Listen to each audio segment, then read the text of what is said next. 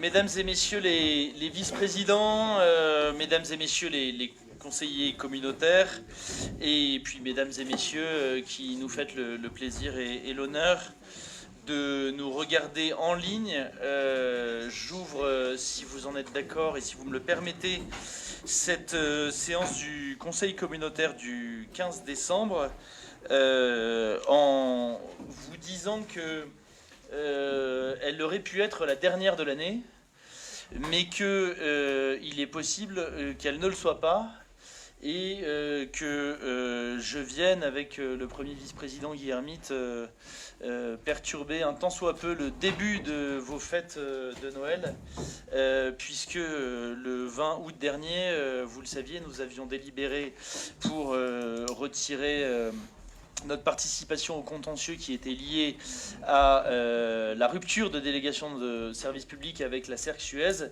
et que en délibérant à l'époque, vous m'aviez avec le premier vice-président mandaté pour négocier avec Cercle Suez, et j'ai bon espoir, je dis bien bon espoir, de finaliser dans les heures, dans les jours, voire même dans les nuits qui viennent, un projet d'accord qui concernerait à la fois la question de l'assainissement qui nous lie, et qui est pour moi un sujet d'inquiétude, puisque il me revient de vous informer que le 1er décembre dernier, lors de l'audience qui a eu lieu au tribunal administratif, les conclusions du rapporteur public ne nous sont pas du tout favorables, puisqu'en l'occurrence le rapporteur public considère que la clause d'ajustement tarifaire que la communauté de communes, sous d'ailleurs les deux dernières présidences, conteste, est tout à fait légale, ce qui pourrait vouloir dire, je dis bien pourrait vouloir dire au conditionnel,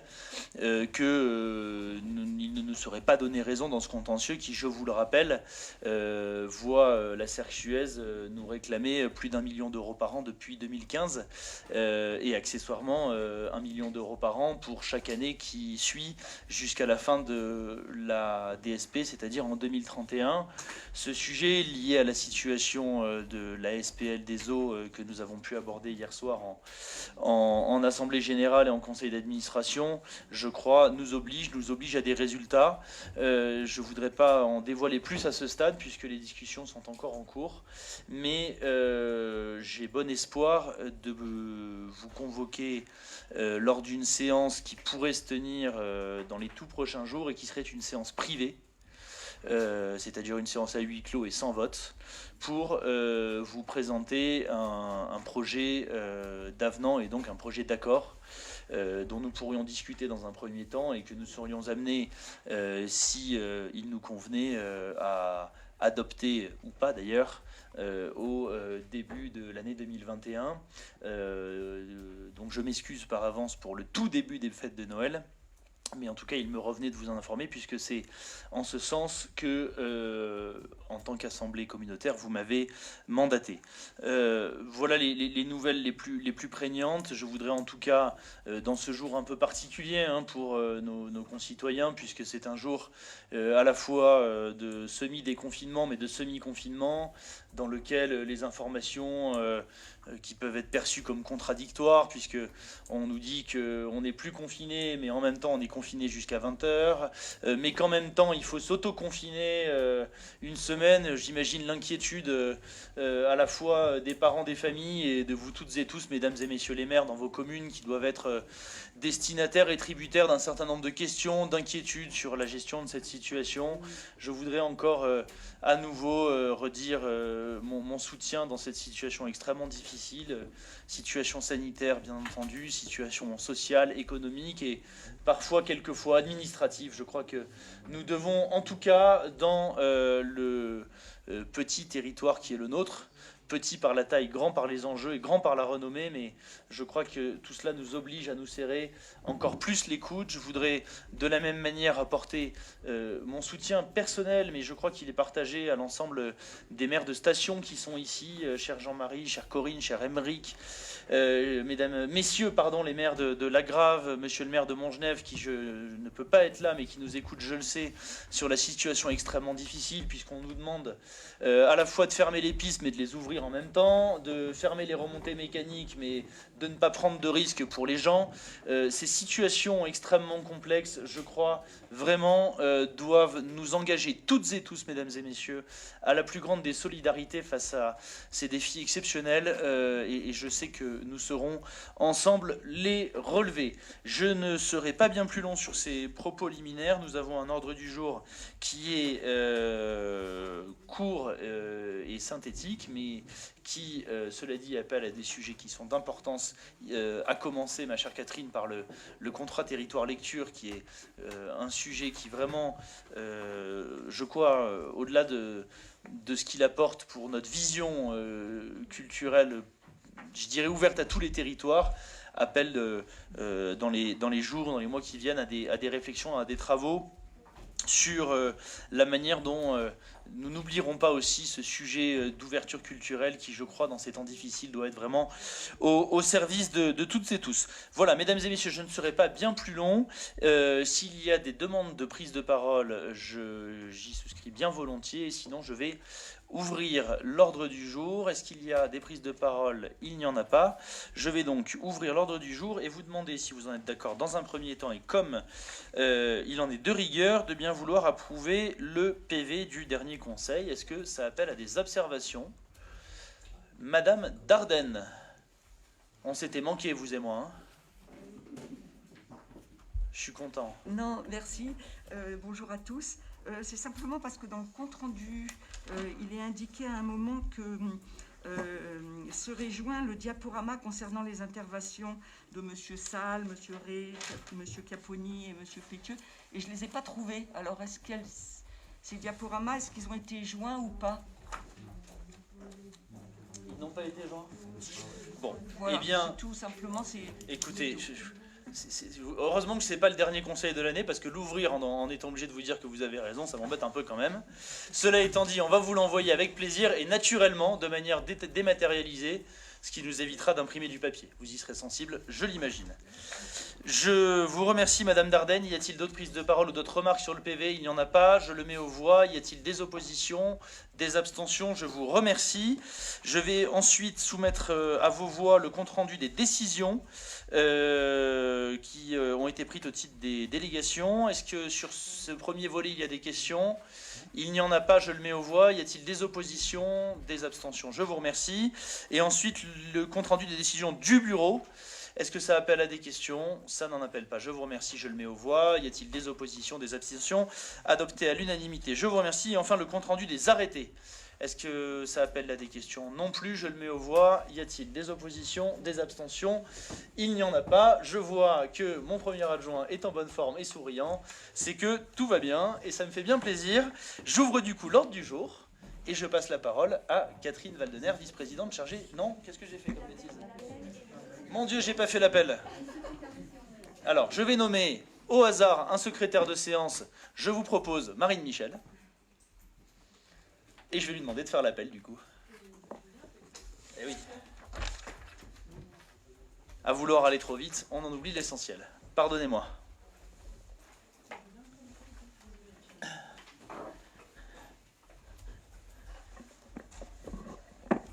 Bonsoir à tous. Alors, Arnaud Murgia, Catherine Valdener, Éric Pétieux, Claire Barnéou, Richard Nussbaum, Émilie Desmoulins, Christian Julien, à donner pouvoir à André Martin, Annie Astier-Conversé, Jean-Marc Caponi, Elisa Faure, André Martin, Michel Sripnikov est absente et a donné pouvoir à Monsieur Chiapponi. Patrick Michel. Florian Dazin est absent et a donné pouvoir à Monsieur Sébastien Fine. Maryse François Xosa est absente et a donné pouvoir à Madame Chrétien. Schwartz Thomas est absent et a donné pouvoir à Monsieur Faubert. Gabriel Léon. Francine Dardenne. Jean-Franck Vioujas. Jean-Pierre Pic. Jean-Marie Rey. Présent. Muriel Payan. Guy Hermite est absent et a donné pouvoir à Monsieur Murgia. Claudine Chrétien. Pierre Leroy. Vincent Faubert. Corinne Chanfray, Nicolas Galliano. Catherine Blanchard est absente et a donné pouvoir à Monsieur Galliano. Marine Michel présente. Émeric Salle. Gilles Perly. Thierry Aymar. Olivier Fons. Sébastien Fine. Jean-Pierre Masson. Patricia Arnaud. Et voilà. Je vous remercie. J'en profite pour vous préciser qu'au titre du couvre-feu, les convocations que vous avez reçues pour le Conseil valent droit. Alors, on va naturellement tâcher de finir avant 20h, si ça ne vous dérange pas. Je crois que l'ordre du jour devrait nous permettre d'y arriver. Cela étant dit, ça vaut droit. Et n'hésitez pas à solliciter le secrétariat, soit du Conseil, soit du cabinet, si vous avez besoin, dans le cadre d'une de vos réunions, dans le cadre naturellement de vos fonctions, d'un justificatif vous permettant de vous déplacer après 20h si jamais vous avez des réunions tardives pour le compte de vos fonctions communautaires. Et pas autrement. Et du coup, on est enfin dans le bon ordre. Donc, je repasse, Madame la vice-présidente, chère Catherine, la parole pour présenter le CTL. Alors, le contrat territoire lecture vous est proposé pour une durée de 3 ans. C'est un projet c'est quelque part une réflexion ancienne, parce que quand on avait mis en place le logiciel Orphée dans les bibliothèques, c'était déjà dans l'esprit d'une mise en réseau. Donc, c'est un projet qui est initié par la DRAC et par la BTP. La BDP, pardon. Il y a eu un certain nombre de réunions avec les bibliothécaires du territoire qui ont étudié ce projet et qui étaient tout à fait enthousiastes par rapport à la mise en place. Alors, qu'est-ce que c'est que ce projet ? Ça répond à 2 objectifs. Le premier, c'est la mise en réseau des bibliothèques. Et je précise bien, sans transfert d'équipement.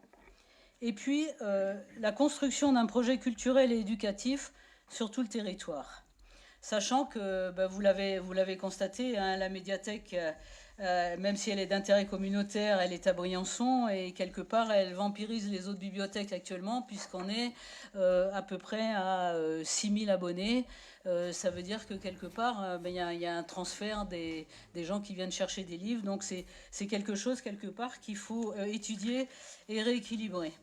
Alors, comment on va mettre en place ce contrat territoire lecture ? C'est d'abord la fusion de la base documentaire avec la mise en place d'un site web qui permettra une communication commune, une identité visuelle commune, avec carte et tarification aussi commune, et avec la mise en place d'une navette qui permettra d'aller sur le territoire. Et bien évidemment, tout cela orchestré par la création d'un poste de coordinateur. Alors, si vous voulez, je vous donne un exemple. Par exemple, un lecteur va sur Internet, puisque le catalogue sera sur Internet de toutes les bibliothèques du territoire. Il veut un document, il veut un livre. Je veux dire, il le commande et ça permet de l'avoir soit à la Salle des Alpes, soit à Monétier, soit à Montgenèvre, sans se déplacer. C'est particulièrement intéressant pour les gens, le public empêché. Voilà, et on peut également, parce qu'il y a quand même 3 communes, puis Saint-Pierre, Montgenèvre et Névache, qui n'ont pas vraiment de bibliothèque. Donc, à partir de là, on peut réfléchir à la création d'un point lecture qui sera par exemple à la mairie avec un ordinateur. Et les gens pourront venir sur ce point lecture et commander des documents. Donc, je pense que c'est un vrai service à la population. Alors, ça, c'est le premier objectif. Le deuxième, ce sera de mettre en place des médiations culturelles. Donc, il y a déjà un programme d'établi parce que, je veux dire, c'est un programme national, voire européen. Le premier objectif, c'est mars, avec le Printemps des poètes. Alors, ce sera des médiations avec des lectures, des concerts, des ateliers d'écriture.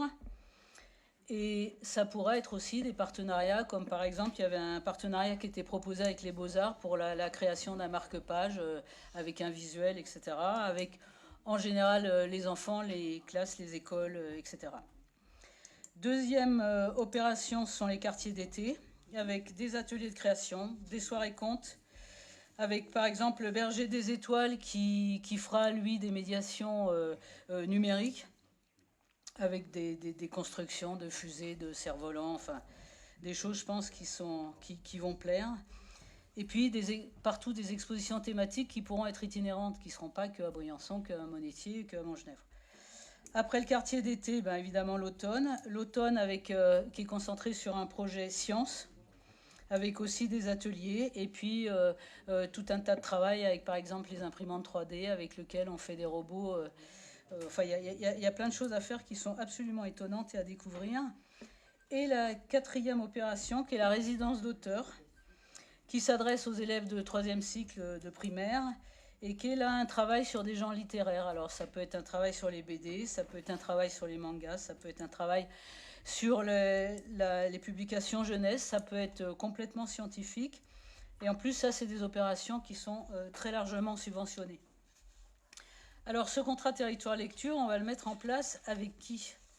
Alors, je l'ai déjà dit, avec la création d'un poste de coordinateur, dont on a déjà délibéré d'ailleurs, et on le délibérera tout à l'heure, je pense.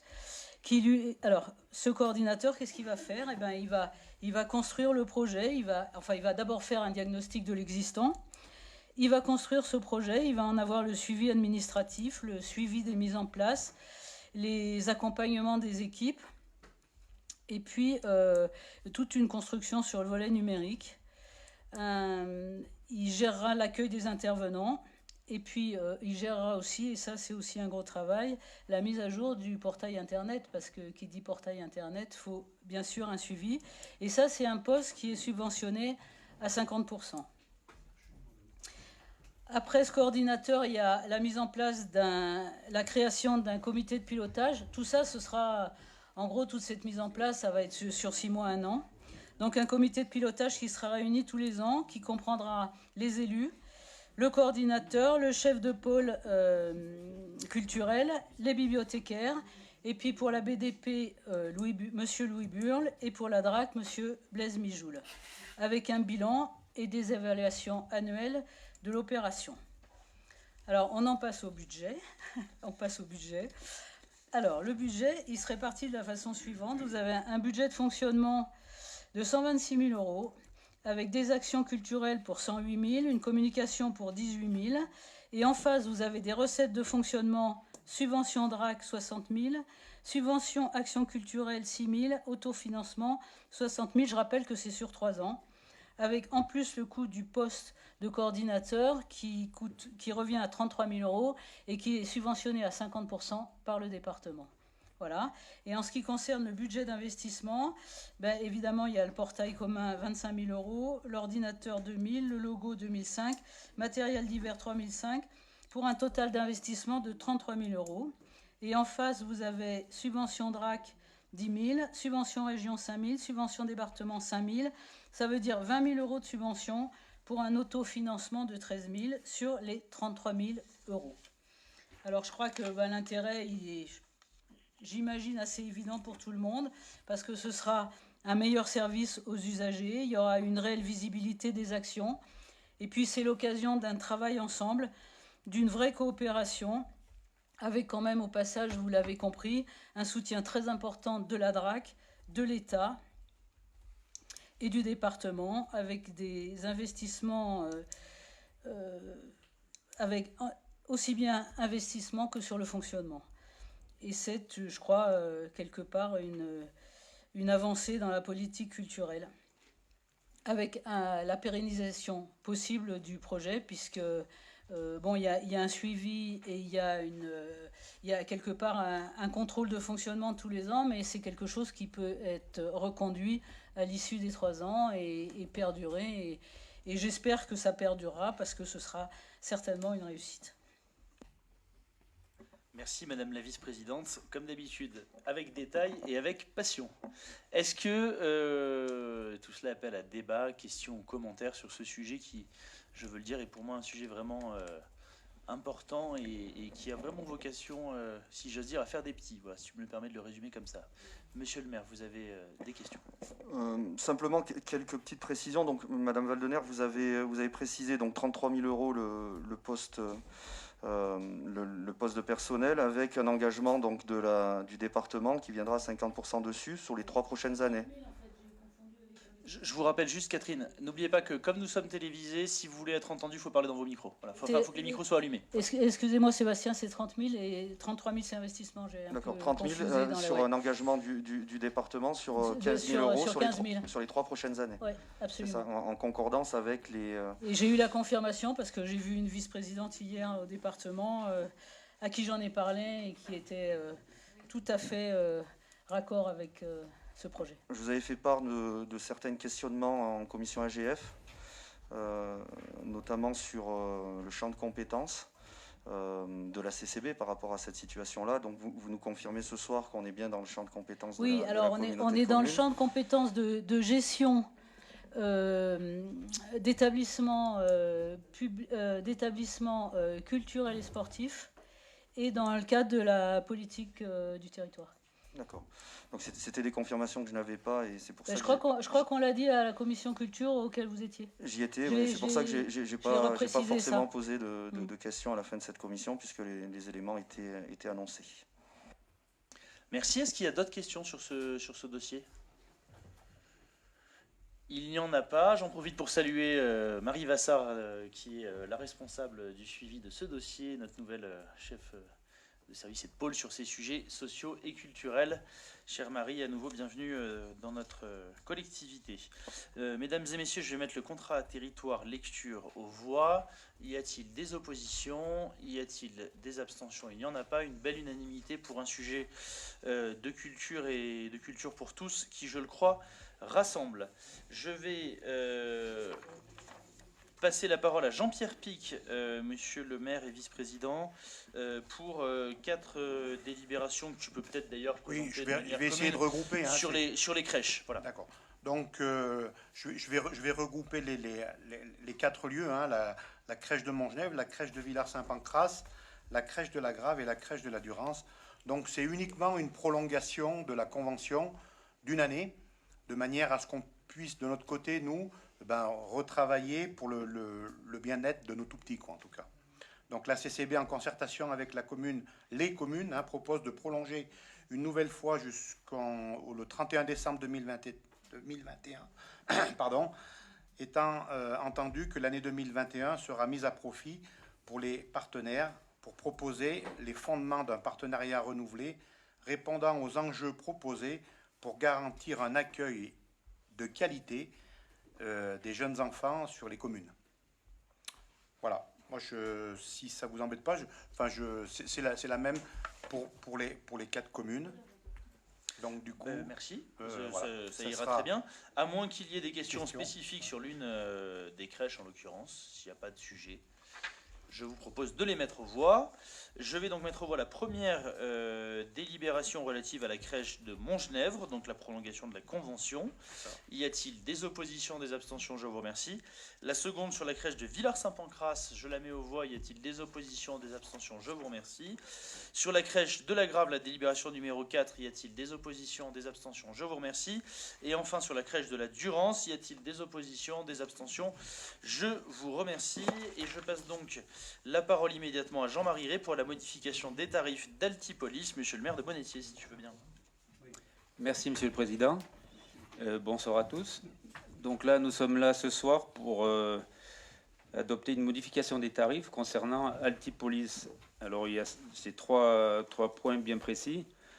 Notamment, il faut rajouter à la location une petite salle de bureau, la salle N22, puisqu'elle était jusqu'à présent libre, elle n'était pas sujet à location, donc on va la rentrer dans la grille de tarifs. Donc ça, c'est la première des choses à discuter. Et puis il y a aussi la signalétique des bureaux. Donc il y avait jusqu'à présent, chaque bureau faisait un petit peu son affaire personnelle de sa signalétique. Du coup, on est arrivé sur une disparité qui était quand même pas du tout en fonction de la nature qu'on voulait donner à l'établissement. Donc là, on va mettre à disposition des plaquettes signalétiques au tarif de 55 € hors taxe, donc une plaquette à l'extérieur et une plaquette à l'intérieur. Et le troisième point, donc, il s'agit de la mise à disposition de salles de réunion et de locaux à courte durée. Donc en fait, c'est surtout pour les partenaires de la CCB, notamment les mairies les communes de la CCB et le Centre national de la formation des agents, hein, de la fonction publique. Donc ça sera des mises à disposition gratuites en fonction de la disponibilité évidemment des locaux. Et par contre, les tarifs qui pourront être négociés pour les partenaires de la CCB, donc on fera une remise de 50%. Là, c'est ce qui concerne les offices du tourisme, les chambres consulaires et les opérateurs de création ou reprise d'entreprise. Donc voilà, donc on va se positionner sur ces 3 points et j'ai demandé en parallèle au service d'Altipolis de nous faire un compte-rendu assez vite de bilan financier de l'occupation des locaux sur l'année 2020 qui devrait, à mon sens, nous donner une vision un peu plus claire sur l'occupation et la rentabilité de l'établissement. Donc, tu veux lire la délib ou je m'en charge? Oh, je pense que... Merci, je suis grand, je vais y arriver. Donc, alors, je vais vous lire la délibération gré, cher ami, qu'on vous propose ce soir. Donc, c'est, je vais vous passer donc tous les arrêtés que vous avez sous les yeux. Je vais revenir donc sur l'avis favorable de la Commission d'administration générale et finances du 4 décembre 2020. Vu l'avis favorable du bureau du 8 décembre 2020, donc le Conseil communautaire est appelé à approuver les tarifs ci-après en euros hors taxes des services délivrés par le pôle d'innovation économique Altipolis qui entreront en vigueur à compter du 1er janvier 2021 et préciser que ces tarifs pourront être modifiés par une nouvelle délibération du Conseil communautaire. Voilà, donc j'en appelle à vos voix. Est-ce qu'il y a des gens qui seraient contre? Non, alors ça, à ce stade, tu ne peux pas encore le faire. Ah bon, parce que je te laisse la parole. Si tu la mets aux voix toi-même, ça s'appelle un putsch. Je la mets aux voix. Je vais donc te remercier de ta présentation, cela dit. Et tout simplement la mettre aux voix et vous demander s'il y a des oppositions. Il n'y en a pas, des abstentions. Je vous remercie. La délibération est adoptée. Et avec un sourire, cher Jean-Marie, tu en conviendras. Je passe la parole à Madame Corinne Chanfray pour adopter la déclaration d'intérêt général qui concerne la compétence GEMAPI, qui est un sujet difficile et qui nous occupe beaucoup ces derniers temps. Merci Président, bonsoir à tous.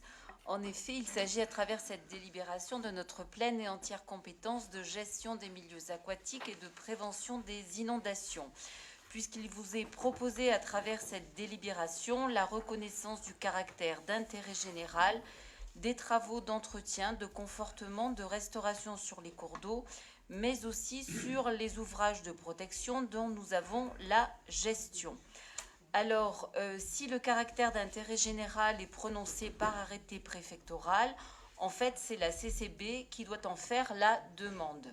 Donc, cet arrêté de DIG est valable 5 ans.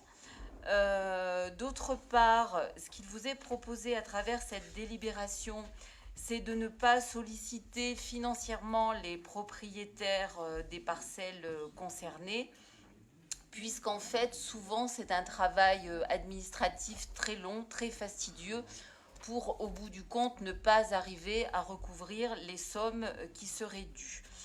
Donc, voilà, c'est les 2 aspects de cette délibération. Merci, merci Corinne. Peut-être en précisant en parallèle que on mène des travaux complexes avec les partenaires des autres communautés de communes sur la manière dont nous allons traiter et encadrer la compétence GEMAPI, ce qui est vraiment pas simple et qu'on espère pouvoir vous en dire plus rapidement. Et on essaie d'impliquer aussi le département au milieu, tout simplement parce qu'on est absolument convaincu que la question de l'eau, elle ne peut concerner que la totalité du département et qu'elle ne peut pas être à la charge que de ceux qui la produisent, entre guillemets, si vous me le permettez. Et ce sujet-là, il est loin d'être simple parce qu'il paraît évident pour nous, mais pour ceux qui ne paient pas, il paraît moins évident. Voilà, donc en tout cas, je remercie Corinne d'y mettre un peu d'ardeur. Il y avait une question peut-être. Oui, monsieur Léon, je vous en prie. Bonjour. Juste une petite remarque. Tout ce qui est milieu naturel, enfin milieu aquatique, c'est souvent très suivi par la communauté qui s'intéresse à la nature, naturalistes, associations de protection, puisque c'est des milieux à très forte valeur patrimoniale naturelle. Ils se questionnaient notamment dans les travaux d'entretien des cours d'eau sur comment étaient procédées les études, puisqu'il y a notamment des périodes où il est important de ne pas intervenir parce que c'est des zones de nidification, des moments de reproduction et tout ça. Et donc, il voulait souligner pour l'ensemble de cette communauté l'importance d'essayer de consulter un petit peu en amont les associations quand on prévoit des interventions, parce qu'il peut y avoir des enjeux assez importants. Et donc, c'était surtout pour que ça soit à la connaissance de tout le monde et puis avoir le retour des élus en charge. Oui, bien sûr, vous avez tout à fait raison. Donc effectivement, même si ce sont des travaux d'urgence qui nécessitent une intervention rapide, il y a au préalable toutes les procédures, puisqu'effectivement, les périodes d'intervention, en fait, c'est pour ça qu'il vous est proposé cette DIG. Parce qu'en fait, les périodes d'intervention, elles sont très courtes, d'abord liées à la saison d'hiver, et puis après liées à un certain nombre de contingences naturelles, effectivement, sur les milieux. Donc c'est pour ça que ça permet aussi de gagner en rapidité, parce que si à chaque fois il faut qu'on introduise les procédures, eh bien les travaux, en fait, on n'arrivera jamais à les faire. Mais il est bien évident que bien que ce soit des caractères d'urgence d'intérêt général, l'ensemble des procédures sont prises en compte. Okay. Merci. Merci à vous. Monsieur Phil, vous aviez une question. Alors, simplement, j'ai souvenir qu'en commission développement économique, le TED, sur le torrent des Ailes, il y avait marqué amont aval de la route des Espagnols. Le amont a disparu. J'espère que ça ne portera pas... Alors, voilà. En fait, la liste, pardon, excuse-moi, la liste des travaux, enfin là, telle qu'elle vous est proposée, c'est juste pour effectivement avoir un cadre. Il est bien évident qu'elle pourrait être amendée. Et si effectivement il y a nécessité de faire en amont, en aval du torrent des Ailes, ça sera fait. Je pense que là, bon, moi je sais pas, mais ça pose pas de difficulté. Cette liste, elle a le mérite d'exister, mais elle sera pas retenue comme ça pour les 5 ans. Si Voilà. Corinne en est d'accord, et si vous en êtes d'accord, c'est simplement ce que je on va vérifier les documents de la commission, parce que si on peut amender la délib sur le siège, si c'est le cas. Bon, je pense pas que ça ait nature contraignante en termes réglementaires, mais on va, si Magali Rompierre en est d'accord, le vérifier pour vérifier qu'il n'y a pas eu un mot qui est sauté. Dans l'attente, si vous en êtes d'accord, quitte à y revenir dans 10 minutes si nécessaire, si c'était vraiment contraignant, je vais mettre la délibération aux voix. Y a-t-il des oppositions, des abstentions? Je vous remercie. L'ordre du jour appelle désormais le point numéro 8 sur les modalités de versement de primes à l'agence de l'eau aux délégataires. Je vais la présenter en l'absence du premier vice-président Guy Hermite qui, je le sais, nous regarde et qu'on excuse tout simplement, vous le savez, il se confine un petit peu pour quelques raisons de santé et on espère qu'on va le retrouver le plus vite possible physiquement et non pas derrière un écran, ce qui voudra dire que les conditions sanitaires vont mieux. Vous avez là une délibération qui est tout à fait classique et qui concerne le dernier programme de l'agence de l'eau et qui convient tout simplement de préciser à compter de 2020 les modalités de versement de la prime pour épuration en vue de sécuriser juridiquement le versement de cette aide publique. Voilà, je vais pas en profiter pour revenir sur ces sujets qui nous occuperont, je pense, bien assez dans les prochains jours et vous demander si vous avez des remarques sur cette délibération précise. Madame Dardenne. Oui, merci. Les performances de la CERC en matière de qualité d'épuration n'ont pas toujours été au top au vu des visites inopinées réalisées ces dernières années. Que je conteste.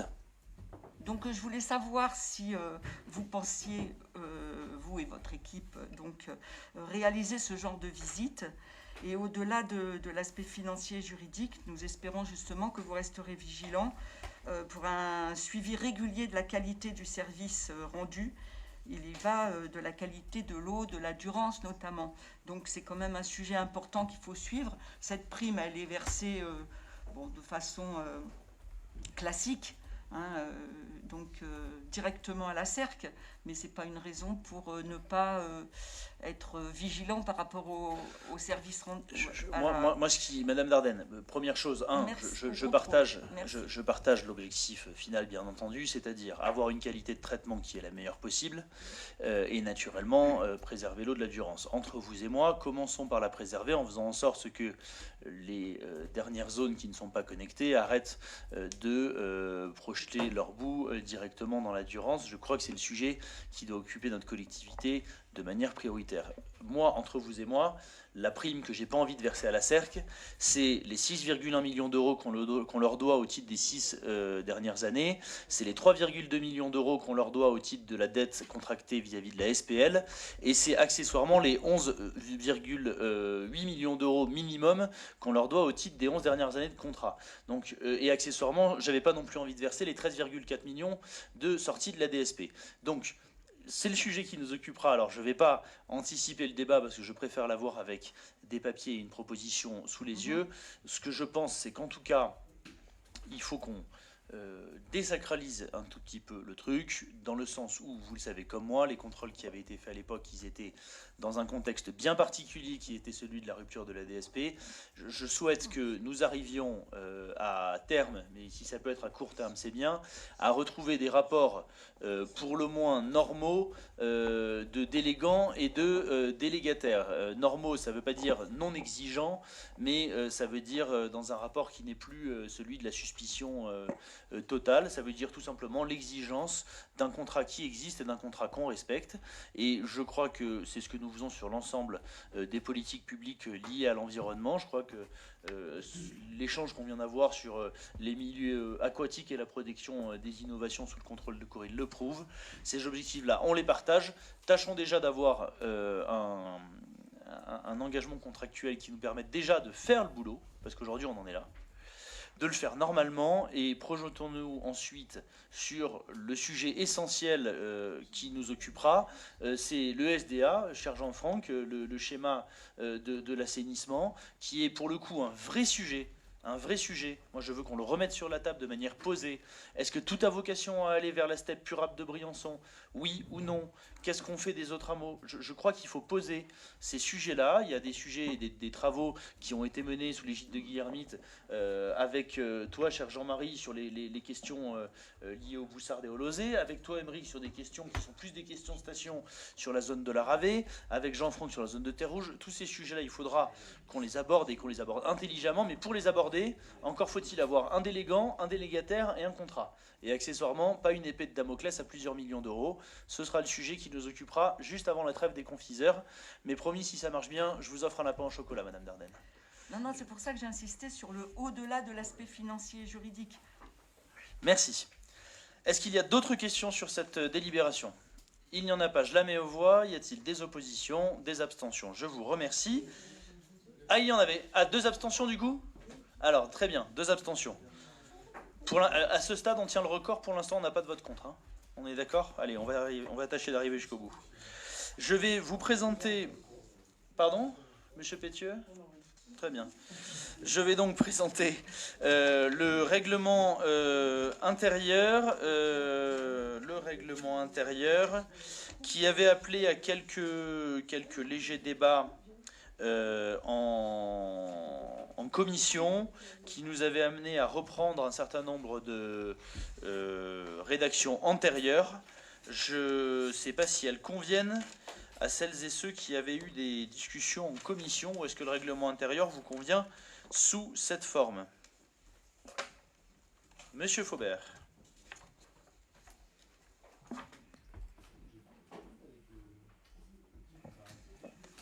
Oui, simplement quelques remarques.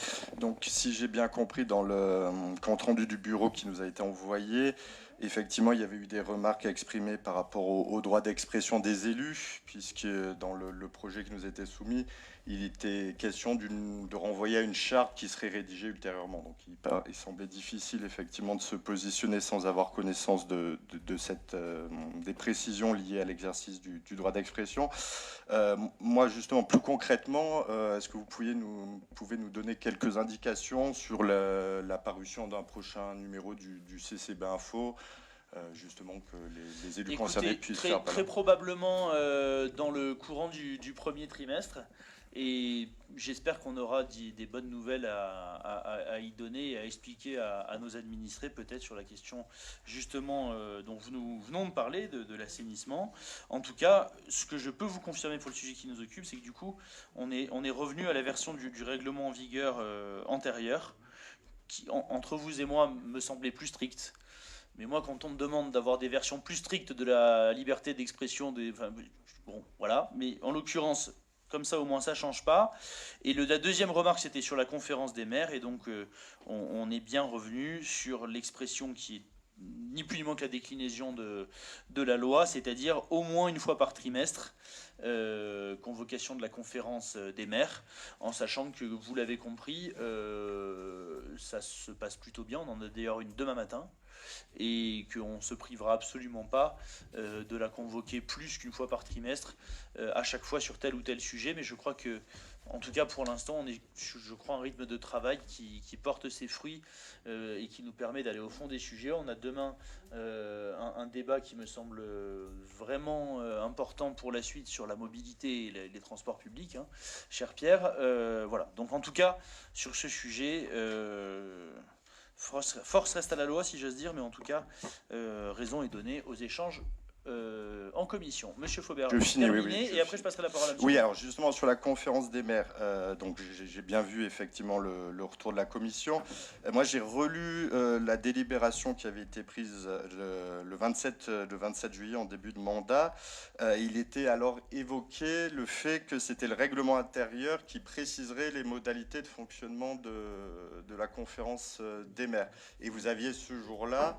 Alors j'entends bien qu'il n'y a pas de précision législative. Vous vous étiez engagé ce jour-là, je vous cite, prendre l'engagement de réunir à minima une fois tous les 2 mois et plus s'il faut la conférence des maires. Voilà. Donc moi mon souhait c'est de savoir est-ce qu'on ne peut pas bien fixer les choses. Alors tout simplement, j'ai repris la loi qui dispose tout simplement que la conférence des maires elle doit se réunir à minima une fois par trimestre. Donc on l'a inscrit tel quel. Et je vous le redis, s'il faut la réunir 2 fois par trimestre ou 3 fois par trimestre parce qu'on a besoin, on le fera. Voilà, mais on s'en privera pas. Alors, et juste dernière chose avant de laisser d'autres poser des questions, juste une petite clarification sur le fonctionnement de la conférence des maires. Si j'ai bien compris au vu de la première, lorsque la façon dont elle est organisée, c'est ouvert à d'autres élus municipaux et pas uniquement aux maires, à des agents. Mais par contre, je crois que les conseillers communautaires d'opposition de Briançon ne sont pas conviés. Donc moi, je voulais juste savoir à partir du moment où c'est pas strictement réservé aux maires, pourquoi les conseillers communautaires, enfin l'ensemble des conseillers communautaires n'auraient pas le droit d'y assister. Surtout sur la mobilité, je pense que ça, c'est un sujet qui concerne tout le monde. Enfin, je me fais pas le porte-parole des groupes d'opposition. Mais je trouvais ça étonnant, moi. Je vais être très clair avec vous. Moi, je n'ai aucun problème à ce que, en l'occurrence, le format qui nous a semblé logique, c'est de proposer au maire de venir avec l'un des élus spécialisés sur la thématique en question. J'ai aucun problème à inviter l'opposition. La seule restriction qu'on a mis, en l'occurrence pour demain, elle est liée aux règles sanitaires. Et en l'occurrence, il est vrai que j'ai demandé au maire, si possible, de venir seul ou d'envoyer qu'une seule personne parce que on est limité. Il reste que 33 places autour de la table et qu'on avait prévu de la faire ailleurs. Là, du coup, il est vrai que ceux qui voulaient venir avec leur DGS, etc., j'ai fait demander parce que comme il y a les services de l'État en parallèle, la région, tout ça, et qu'en l'occurrence, on n'a pas les moyens organisationnels de se réunir à 50. Voilà, c'est bon. Mais dans un contexte normal, je n'y vois absolument aucune opposition. J'entends parfaitement, mais seulement, je crois que sur le mail qu'on a reçu, c'était bien précisé qu'on pouvait venir accompagné d'autres élus. Et je sais, c'est pour ça qu'après on vous a fait appeler après, ouais. Vous n'avez pas été appelé? Non. Peut-être on n'a pas votre numéro, hein. Si. Bon. Si, j'ai été appelé pour le repas, mais pas pour le nombre de participants. on vérifie, on échange nos 06 après. Bon, non mais plus sérieusement, au-delà de la boutade, il est vrai qu'on s'est rendu compte après que tout le monde répondait en disant je viendrai avec mon DGS, je viendrai avec un tel, etc. On s'est dit là, il faut vraiment qu'on fasse un peu gaffe parce qu'on va finir à 60 et sanitairement parlant, ça va pas fonctionner. Voilà. Donc, est-ce que je peux venir avec mon premier adjoint qui a prévu de venir? Du coup, une personne seulement. Ah, il y a de la place. Alors, pour votre premier adjoint, c'est bon. Merci. Voilà. Et si ça crée un préjudice pour ceux à qui on a dit non, bon, on se débrouillera. Monsieur Léon. Oui, mais du coup, ça rejoint un peu ça. C'était savoir, en tant qu'élu communautaire, si on pouvait au moins venir à titre d'écoute, même s'il n'est peut-être pas possible d'y participer, ce que je peux comprendre si c'est en noyau serré de travail. Donc, est-ce qu'on peut acter que les élus d'opposition de Briançon communautaire, tous les élus communautaires, en fait, pourraient venir assister à la conférence des maires? Alors, sur le principe, on va partir sur l'idée de dire Oui, mais sous réserve de représentativité, donc on va partir éventuellement sur une représentation par groupe. Et de deux, ce que je vous propose juste, c'est d'avoir une toute petite clause de revoyure sur cette organisation dès qu'on est vacciné et qu'on n'a plus de Covid. Donc pour demain, je regarde le nombre qu'on est pour vous confirmer que organisationnellement ça fonctionne. Et quand on peut se réunir tranquillement dans un amphithéâtre, qu'on soit 30, 40, 50 ou 55, ça ne change pas grand-chose. Moi en tout cas, il est hors de question d'exclure qui que ce soit. Il n'y a pas de sujet. Non, si on n'est pas vacciné, on ne peut pas venir. Voilà. Non, la remarque était vraiment plutôt... Enfin, la période Non, mais Covid, elle j'ai est bien particulière, mais c'est plus pour l'avenir que Mais de poser la pas question. vraiment aucun sujet pour moi sur la question. Voilà. Ok, très bien, merci. Je rappelle juste, on me le fait remarquer à l'instant par SMS, que ça reste une conférence des maires, mais que cela étant dit, on peut garder l'esprit de la loi, le Cornu en l'occurrence, qui dispose bien qu'il y a vraiment un seuil de glissement entre les conseillers communautaires, les conseillers municipaux, et il est vrai qu'on a aussi, nous, maires, tout intérêt à ce que nos conseils municipaux, nos conseillers qui parfois, sur des thématiques bien précises, sont impliqués, ne se sentent pas exclus de la collectivité intercommunale qui prend déjà des compétences importantes, qui a vocation à en prendre. Voilà. Je vous proposerai juste qu'on se fixe une seule limite entre nous, mais qui est de bon sens, c'est qu'on n'en fasse pas une espèce de foire-fouille dans lequel on est 60 et on se dit plus rien. Parce que sinon, au final, vous serez tous là, mais ça servira plus à rien. Donc voilà, essayons juste de garder un peu de rationalité là-dessus. Sinon, effectivement, on va se réunir à 200 et on peut le faire une fois par an, cela dit. On peut prendre un grand amphithéâtre, ça peut être un moment, cela dit, très intéressant. Mais essayons de se dire que sur les sujets où on a vraiment, comme demain, des décisions importantes à regarder, à prendre, etc., on reste dans un format qui nous permet quand même d'avoir des débats serein, si vous en êtes d'accord. Est-ce qu'il y a d'autres questions sur le règlement intérieur? Monsieur Finn.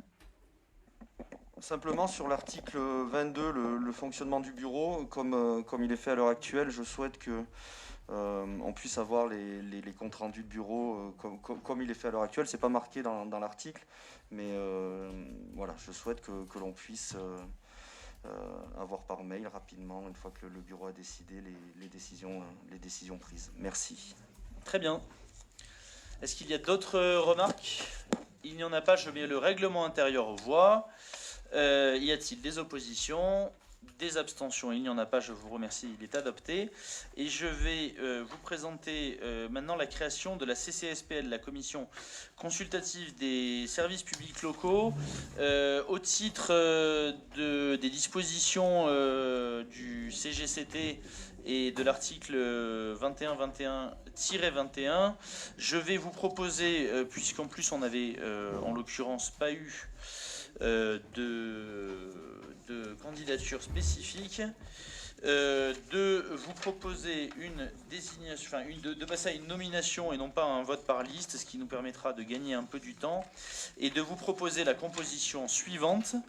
Les 5 représentants élus, M. Chiapponi, M. Guillermite, Mme Valdener, M. Pic, et un représentant de groupe minoritaire, M. Léon, et les représentants associatifs pour les socioprofessionnels, l'Espace Sud, Procer Chevalier, les enseignes de Briançon, les enseignes de la Meige, les commerçants de Vauban et les enseignes de Villard d'Arène, pour l'assainissement au secours briançonnais, pour les consommateurs la CLCV, pour les associations culturelles et sociales, le comptoir des assos, l'ex-ADSCB, et Arnica Montana pour l'environnement. Est-ce qu'il y a des objections à ce que nous puissions, d'une part, dans un premier temps, passer sur le principe de la liste bloquée et de la désignation? Il n'y en a pas, je vous remercie. Et Madame Dardenne voulait la parole. Oui, merci. Je voulais savoir par rapport aux associations, si des associations, enfin, comme l'association de défense des services publics qui existait, enfin, qui participait déjà à la CCSPL, pourquoi elle n'a pas été recontactée, et quid aussi de la LPO, par exemple, par rapport à Arnica Montana, pourquoi l'une et pas les deux? Voilà, je voulais vous poser ces questions par rapport à ces deux associations. Le président de l'association, c'est qui déjà? Je me souviens plus. La DSP? Ouais. C'était Monsieur Ligère qui est décédé. Mais cette association, elle existe toujours. Et je crois que vous avez reçu, je ne sais pas si vous avez reçu une demande de la part de Madame Gaillard, Florence Gaillard. Ce matin. Voilà. Eh bien, écoutez, on peut faire un principe de turnover avec la CLCV. Voilà. Et pour la LPO? Pour la LPO? Oui. Par rapport à pourquoi pas les deux? Écoutez, si Pareil, ça appelle à un sujet qui les concerne, parce que oui. qu'on rentre pas dans un truc, parce que sinon on met tout le monde et après dans ces cas-là, ça va Non, être mais compliqué, quoi. tourner avec Je trouvais qu'Arnica Montana a une position qui, avec un spectre qui regarde la plupart des sujets, voilà, tout simplement. Donc pour ça. Voilà. Donc si vous en êtes d'accord, je rajoute. Vous me rappelez le nom de la première association? L'association de défense des services publics. Voilà, je la rajoute en turnover avec la CLCV. D'accord. Et je m'en tiens à Arnica Montana si vous en êtes d'accord. Et je vais donc du coup mettre la délibération aux voix. Est-ce que ça appelle à des abstentions, à des oppositions? Je vous remercie, elle est adoptée. L'ordre du jour appelle, excusez-moi, je suis un peu perdu dans mon tableau, aux ressources humaines, et en l'occurrence, je vais pouvoir passer la parole à Aymeric Sall pour un certain nombre de décisions relatives aux emplois. Oui, merci Monsieur le Président, bonsoir à tous. Donc un certain nombre de points qui impliquent une modification du tableau des effectifs. Donc le premier point, c'est au titre des emplois non permanents. Et donc ça vient répondre à une problématique que connaît la crèche de la Guisane depuis un certain moment, puisque c'est une problématique qui a été soulevée par le représentant du personnel en CT et elle n'est pas nouvelle depuis plusieurs mois. En fait, il n'y a que 2 agents pour assurer un certain nombre de missions, l'entretien des locaux, la lingerie et le portage des repas. Et ça pose un certain nombre de problèmes, notamment lorsqu'il y a un des agents qui est en congé. Donc cette situation, elle a été analysée, on en a pas mal débattu et on a décidé donc d'y remédier, puisqu'en plus elle est venue se compliquer, vous vous en doutez bien, avec la situation sanitaire et la mise en place des protocoles renforcés. Donc l'idée là sur ce point, c'est de créer un poste donc non permanent sur 20 heures pour pouvoir fonctionner à 3 au niveau de cette crèche et donc de solutionner, on l'espère, cette problématique. Voilà pour ce premier point. Ensuite, je passe aux emplois permanents. Donc, concernant le service gestion et valorisation des déchets, donc là, c'est une réorganisation suite au départ de la responsable du service par voie de mutation. Donc, l'idée, c'est de supprimer le poste et de réorganiser en créant cette fois-ci un poste de chauffeur poids lourd mécanicien qui sera chargé aussi de entretenir le parc des véhicules et également de remplacer les agents d'exploitation dans certains cas où ce serait nécessaire, mais aussi d'aider la personne qui va prendre le rôle de responsable dans ses missions. Je passe ensuite au service urbanisme. Donc là, il s'agit d'un agent qui a réussi le concours de rédacteur territorial. Donc il est nécessaire de supprimer son ancien poste et donc pour pouvoir la nommer, de créer un poste au grade de rédacteur territorial. Voilà pour ce point. Et enfin, le dernier point, toujours au titre des emplois permanents. Alors Catherine en a pas mal parlé. C'est concernant donc le contrat territorial de lecture. Et donc il vous est proposé la création d'un poste à temps complet, donc sur un grade de bibliothécaire territorial. Donc je rappelle, comme l'a bien dit Catherine, elle vous a exposé toutes les missions qui lui sera donc dévolues et que ce poste sera subventionné donc à 50% par le département. Je vous remercie et je laisse donc le président mettre ces délibérations aux voix ou en appeler à vos interrogations.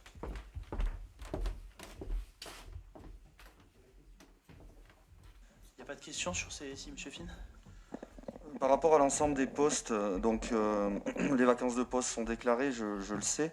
À une époque, il avait été demandé à la collectivité de faire savoir auprès des communes les vacances de poste. Et bon, ça avait fonctionné pendant quelques mois. Est-ce que cette demande peut être étudiée parce que peut-être des agents en mutation interne seraient peut-être sensibles à ce type de poste. Oui, donc effectivement, toutes les communes ont accès donc aux vacances de poste par le biais du centre de gestion. Maintenant, moi, j'y vois pas spécialement de frein à ce que ce soit fait. Je ne sais pas, c'est quand que ça avait été demandé, ça? J'ai envie de dire en milieu de mandat précédent, je sais pas, 2015-2016, mais je ne sais pas si ça perdurait vraiment, quoi. Ouais, ça me semble pas gênant. Est-ce que ça appelle à d'autres questions? Je vous remercie. Je vais donc mettre la délibération aux voix. Y a-t-il des oppositions, des abstentions? Il n'y en a pas. Je vous remercie. Et l'ordre du jour appelle une dernière délibération qui est un protocole d'accord transactionnel avec un agent dont vous me permettrez, vous le comprendrez bien puisque nous sommes qui plus est en public, de garder le nom secret. Nous en avons largement parlé en commission et je me permettrai juste de vous dire et de vous rappeler cette maxime de bon sens, c'est qu'un bon accord vaut souvent bien mieux qu'un mauvais procès. Et s'il y a débat, on l'aura. Je vous demanderai juste de garder un tout petit peu de confidentialité parce qu'on parle de femmes et d'hommes et de situations personnelles qui sont toujours difficiles, que ce soit d'ailleurs pour les uns ou pour les autres. Et voilà, donc s'il y a des questions, j'y réponds. Sinon, je vais mettre le protocole aux voix. Il engagera la CCB pour une compensation de 7 000 €, ce qui, je crois, sécurise la situation, parce qu'on aurait pu s'en sortir dans une situation plus difficile, plus grave, plus longue et plus impactante financièrement. Voilà, donc je le prends vraiment sur moi. Ça appelle pas de questions ? Je vais donc mettre ce protocole d'accord aux voix. Y a-t-il des oppositions, des abstentions? Je vous remercie. Je vous remercie d'ailleurs de l'humanité avec laquelle vous avez bien voulu qu'on traite cette délibération. Mais je crois que c'est vraiment la meilleure des choses que nous puissions faire. Et écoutez, nous avons épuisé l'ordre du jour. Et donc j'aurais pu vous souhaiter de très bonnes vacances et un joyeux Noël. Mais je crains de devoir nous revoir. Mais dans l'attente, on va pouvoir rester quelques minutes de plus ensemble puisque monsieur le maire de Villars a une question. J'ai simplement deux petites questions. La première, ça concerne la plateforme initiative sur laquelle vous nous aviez dit au moment du vote au mois de juillet qu'elle s'attablait également sur les micro-entreprises qui avaient commencé en début d'année compte tenu de la crise, etc. Savoir où ça en est, combien d'entreprises ont éventuellement été aidées ou si on a des chiffres autour de tout ça. La deuxième chose, ça concerne la délibération CERC prise au mois de juillet, sur laquelle, quand on avait eu le compte-rendu du conseil communautaire, on avait demandé qu'il soit un peu plus étoffé. Alors, je ne sais pas si le travail a été effectué, mais... Ça a été fait. D'accord, bon, merci. Et alors, j'ai dû passer à travers. Voilà, c'était les deux questions. Très bien. Sur la première question, je vous y réponds très simplement en vous annonçant que le travail qu'on a mené a amené à un truc très intéressant, je crois, puisque on a eu l'autorisation, et ça n'a pas été simple, par la région, de créer une deuxième couveuse en entreprise dans le département des Hautes-Alpes. Vous savez qu'il y a une couveuse d'entreprise qui est à Gap. Alors je rappelle pour ceux qui ne connaissent pas, la couveuse d'entreprise, c'est un système qui est un système associatif qui permet à quelqu'un qui est salarié par ailleurs d'utiliser le SIRET de la couveuse pour facturer des prestations tout en restant dans son emploi et de bénéficier d'un certain nombre de déductions fiscales. C'est vraiment la première étape avant même la micro-entreprise, avant l'accompagnement dans une pépinière. C'est le tout début, c'est-à-dire on ne crée pas de structure, on peut quand même faire des factures, on bénéficie des premières aides.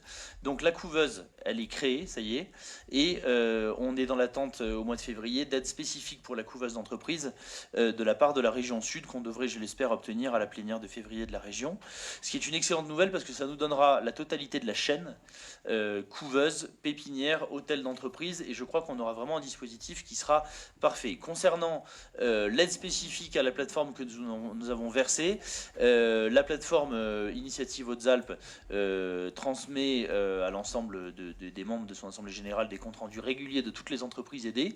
Je crois que le dernier qu'on a eu doit être à l'automne. Je vais tâcher de vous le faire parvenir en ayant, si vous en êtes d'accord, anonymé naturellement le nom des entreprises et des chefs d'entreprise aidés, mais je me ferai un plaisir de vous le faire passer en sachant que naturellement ça a été des surplus d'activité énormes eu égard à l'utilisation des fonds Covid résistance, Covid couvre-feu, etc., etc. En tout cas, moi je me satisfais du travail qui est fait parce que on a pu, dans le cadre du guichet unique qui a été ouvert à Altipolis, aider des entreprises dans des cas très particuliers, puisque souvent il y a des entreprises qui passent entre les mailles du filet, et je crois pouvoir dire que ça n'a pas trop mal fonctionné, mais en tout cas je tâcherai de vous faire un point précis si vous en êtes d'accord et chiffré.